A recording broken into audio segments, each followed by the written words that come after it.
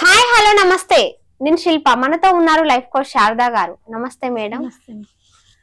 Madam, అందరూ అంటూ ఉంటారు పేదవాడిగా పుట్టడం తప్పు కాదు, పేదవాడిగా చనిపోవడం తప్పు అంటారు. అందరూ పేదవాళ్ళలాగా పుట్టరు, కొంతమంది ధనవంతుల్లా కూడా పుడతారు. బట్ ధనవంతులు కూడా పేదవాళ్ళే చనిపోతూ ఉంటారు. దీని గురించి మీ అభిప్రాయం ఏంటి మేడం? అంటే నువ్వు అడిగిన క్వశ్చన్ని బట్టి అది ఎలా ఉందంటే కర్మ సిద్ధాంతాన్ని అనుసరించి ఉంటుందన్నట్టు. ఎప్పుడు కూడా పేదవాడుగా చనిపోతాడంటే అతను ఏ జన్మలోనూ ఏ పుణ్యాలు చేసిండేటువంటి పాపం.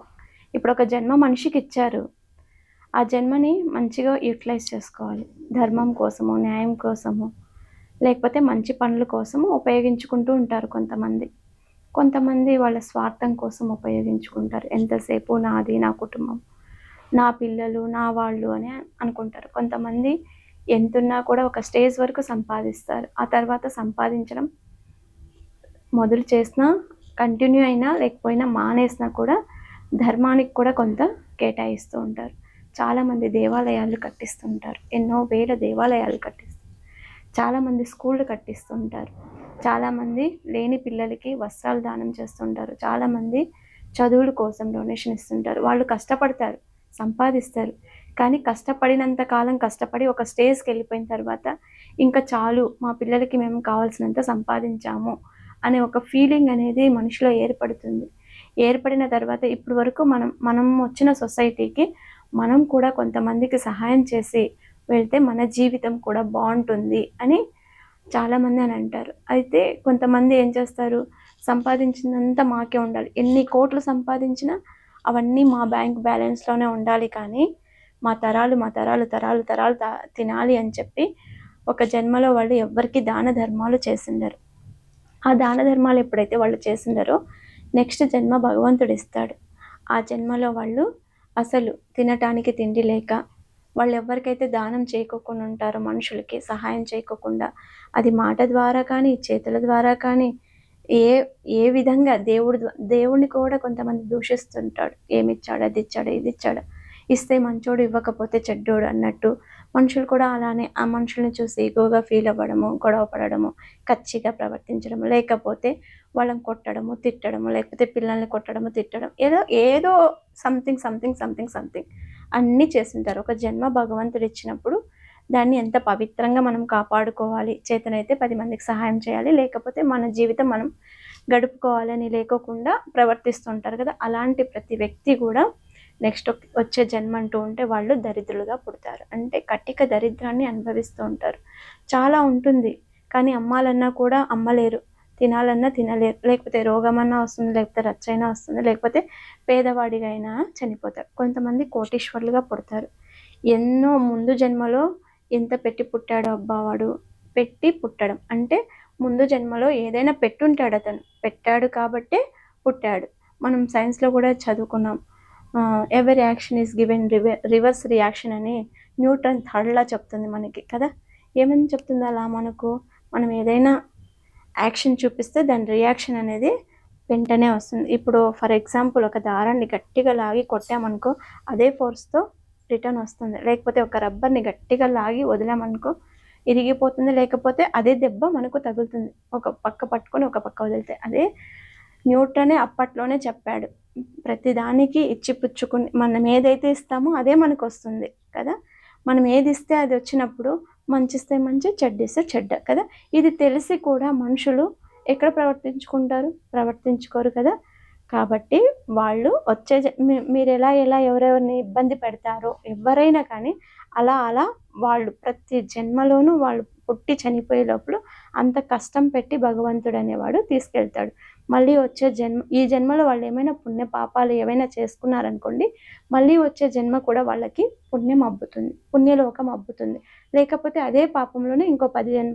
అంటే మనం ఏదైనా ఇచ్చాము అనుకోండి, మన తరాలు వాళ్ళకి చూడబ్బా 7 తరాలు తినే ఆస్తుంది అని చాలామంది అంటారు. అవునా కాదా? 7 తరాలు తినే ఆస్తి ఎలా వచ్చింది? వాళ్ళు ఎంతోమందికి దాన ధర్మాలు, వాళ్ళు 7 తరాల వాళ్ళు కూడా దాన ధర్మాలు. ఇప్పుడు నాకు దానం చేసే స్వభావం ఉందనుకో, ఫర్ ఎగ్జాంపుల్ నేను చేస్తాను, అది నా బిడ్డలకు నేర్పిస్తాను, నా బిడ్డలకు నేర్పిస్తుంది, వాళ్ళ బిడ్డలు వాళ్ళు, అలా తరతరాలు ఒకరికొకరు నేర్చుకోవడం మొదలు పెడితే వాళ్ళు 7 తరాల వరకు కూర్చొని తిన్నా కూడా తరగని సంపద అనేది వాళ్ళకు ఉండిపోతుంది. కొంతమంది ఖచ్చితనము, గొడవ పడడము, ఈగో ఫీలింగ్, లేకపోతే ఏదేదో చేస్తూ ఉంటారు కదా.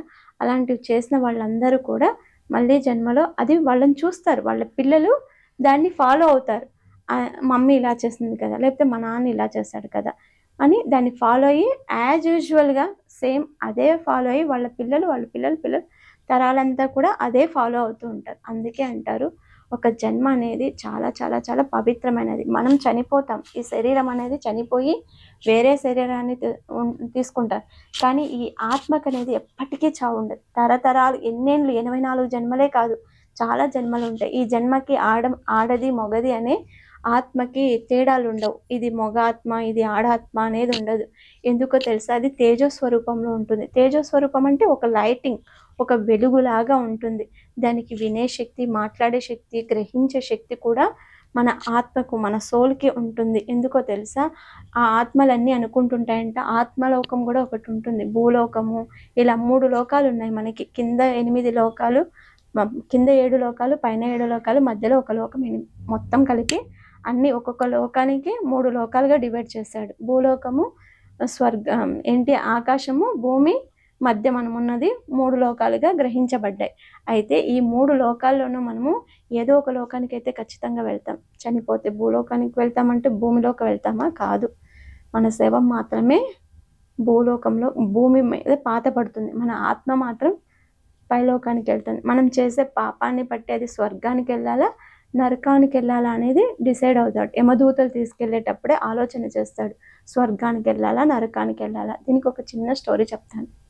ఒక ఊర్లో ఒక రాజు, పెద్ద రాజు ఉండేవాడంట. ఆ రాజు కంట తన భార్య అంటే చాలా ఇష్టమే, కానీ భార్య ఉన్నా కూడా రాజులకి ఏం అలవాటు ఉంటుందంటే కనిపించిన అమ్మాయిలంతా కావాలి అనే ఒక కోరిక. అందరు రాజులు కాదు, కొంతమంది ఉంటారంట, అలా అనిపించేది. ఆ రాజ్యంలో ఒక సర్వెంట్ వాళ్ళ ఇంట్లో ఎప్పుడు పువ్వులు కోసి పూజకి ఇచ్చేది వాళ్ళ నాన్నగారికి. వాళ్ళ నాన్నగారు కూడా శివభక్తుడు, పెద్ద శివభక్తుడు. ఎప్పుడు పూజకు పూలు కోసి ఇస్తూ ఉండేది అమ్మాయి.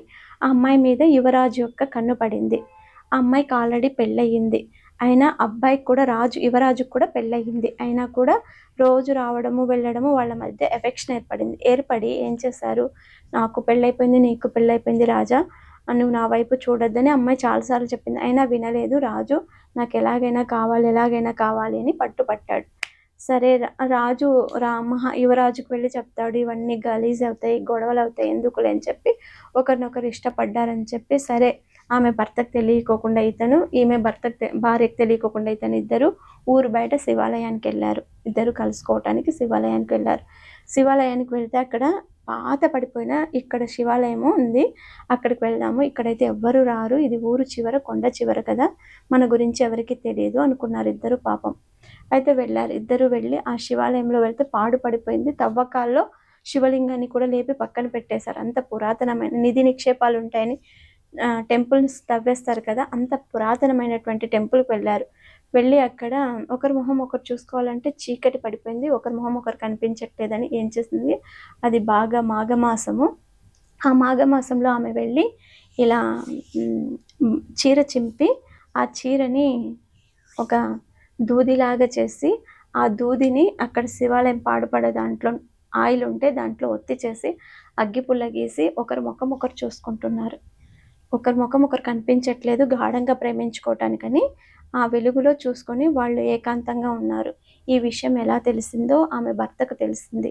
ఆయన భర్త కొంచెం కూడా ఆలోచన చేయకోకుండా, విచక్షణ లేకోకుండా శివాలయాన్ని తగలబెట్టేశాడు. గ్రహించి వాళ్ళ మాటలు విని ఓర్చుకోలేకపోయాడు. భర్త అంటే బాధ అనిపిస్తుంది కదా, ఆ క్షణిక ఆవేశంలో ఏం చేయాలో తెలియక ఇద్దరు ఉన్న వాళ్ళని అగ్గిపెట్టి కాల్చేశారు. కాల్చేస్తే చనిపోయారు, ఇద్దరూ చనిపోయారు. చనిపోతే యమదూతలు వచ్చారు. అది చనిపోయిన తర్వాత ఆయన ఏం చేశాడు, నా భార్య చనిపోయిందని ప్రజలకు వెళ్ళి చెప్పుకుంటే నాకు అవమానం అయిపోతుంది, నా భార్య ఇలా చేసి, రాజు ఇలా చేసి, ఇలా చంపేశాను అంటే కూడా నన్ను కూడా రాజ్యంలో రానివ్వరు, నన్ను చంపేస్తారని ఆయన కూడా అదే చితిలో పడి ఆయన కూడా చనిపోయాడు. భర్త కూడా. యమదూతలు వచ్చారు. యమదూతలు వచ్చి తీసుకెళ్తున్నారు, ముగ్గురిని శవాలను తీసుకెళ్తుంటే ఆత్మలు వెళ్తున్నాయి. ఆత్మలు వెళ్తుంటే అక్కడ చిత్రగుప్తుడు ఏమంటున్నాడంటే, నువ్వు స్వర్గానికి, మీ 2 ఆత్మలు స్వర్గానికి వెళ్ళాలి, నువ్వు నరకానికి వెళ్ళాలని డిసైడ్ చేస్తాడు. ఇక్కడ ఎవరు, యువరాజు, ఆ అమ్మాయి ఎవరైతే ఉందో ఆ అమ్మాయి ఇద్దరిని స్వర్గానికి తీసుకెళ్తున్నారు. ఈ అబ్బాయి ఎవడైతే భర్త కాల్ చేశాడో అతన్ని నరకానికి తీసుకెళ్తున్నారు. ఈ ఆడ శవం అయితే ఇతని భర్తే కదా.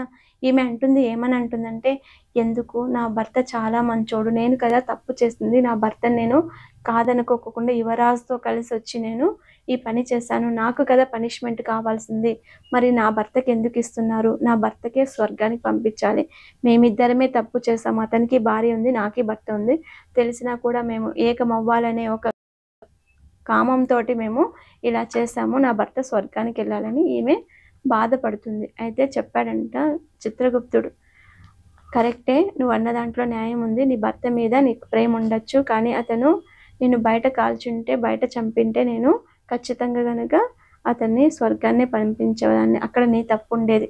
కానీ ఏ శివాలయంలో అయితే కాల్చాడో ఆ శివాలయము పురాతనమైనది, అతి పవిత్రమైనది, అందులో నిన్ను శవం చేశాడు.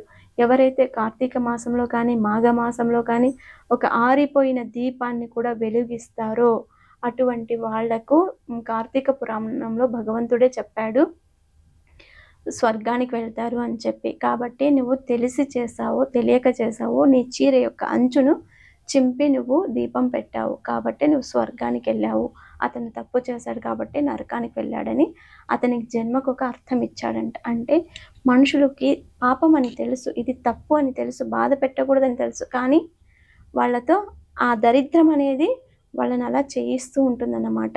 ఆ దరిద్రం అనేది వదలదు, వాళ్ళదు చేయకూడదంటే అదే చేస్తారు, బాధ పెట్టుకుంటే అదే బాధ పెడతారు, ఏదైనా చేయకూడదంటే అదే చేయిస్తూ, దాన్ని మిత్తి అంటారు కదా. మనం మామూలుగా అయితే మిత్తి కూర్చుందా మీ మీద అని అంటారు కదా, అలా మిత్తి కూర్చొని వాళ్ళతోటి అలా డ్యాన్స్ చేయిస్తూ ఉంటుందన్నమాట. కాబట్టి మనుషులు ఎప్పుడే కానీ ఆలోచన అనేది మనకు ఉంది, ఆ ఆలోచన బట్టి మన తరం ఒకటి ఉంటే బాగుంటే సరిపోదు కదా. ఇప్పుడు ఫర్ ఎగ్జాంపుల్ ఒక అమ్మాయికి ఎవరికో ఒక ఆపరేషన్ పడుతుంది, ఒక 20 లక్షలు కావాలి, లేకపోతే 30 లక్షలు కావాలి, డబ్బున్నవాడు ఆపరేషన్ చేయించేస్తాడు. 50 లక్షలు కానీ బిడ్డల కంటే పెద్దదేం కాదు కదా, కోట్లు సంపాదించాం, 20 లక్షలు ఒక ఇంత కదా అవునా కాదా, ₹1,00,00,000 అన్నీ అమ్మేసుకోవాలంటే బిడ్డను కాపాడు. అదే డబ్బు లేకుండా పుడితే, అదే రోగమే ఆ బిడ్డకు వస్తే కాపాడుకోగలుగుతారా? కాపాడుకోవడం సాధ్యమవుతుందా? కానీ ఆ బిడ్డ ఏం తప్పు చేసింది, ఆ బిడ్డకు ఆ రోగం పెట్టడానికి? పూర్వజన్మ పాప ఫలాలన్నీ, పూర్వజన్మలో ఏదో పాపం, ఆమె ఏ కర్మ చేసుకుంటే ఈ జన్మ తీసుకొని అలా జరగాలని రాసి పెట్టాడో భగవంతుడు మనకి తెలియదు.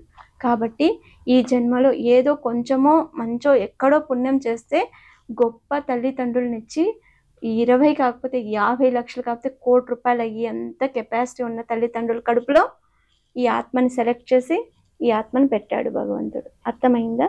పాప పుణ్యాలు అనేటివి ఎలా పనిచేస్తాయి మనిషి మీద అనేది, మనం ఎవరి కడుపులో పుట్టాలి, ఏ ఆత్మని సెలెక్ట్ చేసుకుంటుంది, ఏ శరీరంలోకి వెళ్ళాలని కోరుకుంటుంది మన ఆత్మ అనేది అంతా కూడా మనకు భగవంతుడు రాసి పెట్టుంటాడు. ఆ ఆత్మలు కూడా డిసైడ్ చేసుకుంటాయి.